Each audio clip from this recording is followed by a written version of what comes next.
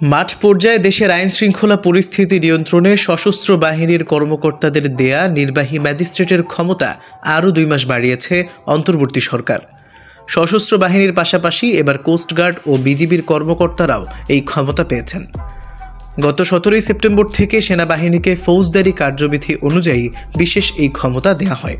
প্রথম দফায় সে সময় এই ক্ষমতা 60 দিনের জন্য দেয়া হয়েছিল। এখন নির্ধারিত 2 মাস অতিবাহিত হবার আগে শনিবার এই প্রজ্ঞাপন প্রকাশ করেছে জনপ্রশাসন মন্ত্রণালয়। বিশেষ এই ক্ষমতার আওতায় গ্রেপ্তার ও বেআইনি সমাবেশ ছত্রভঙ্গ করার মতো সুযোগ থাকছে সশস্ত্র বাহিনীতে কর্মরত সেনাবাহিনীর ক্যাপ্টেন থেকে তদূর্ধ্ব কমিশন পাওয়া কর্মকর্তাদের। পাশাপাশি কোস্টগার্ড ও বিজিবি বাহিনীতে প্রেষণে নিয়োজিত সমপর্যায়ের কর্মকর্তারাও এই ক্ষমতা পাবেন বলে প্রজ্ঞাপনে জানানো হয়েছে। এসব কর্মকর্তাদের আরও 60 দিন নির্বাহী ম্যাজিস্ট্রেটের ক্ষমতা দেওয়া হয়েছে। নতুন প্রজ্ঞাপনে জানানো হয়েছে, আগের মতোই তা সারা দেশের জন্য প্রযোজ্য হবে।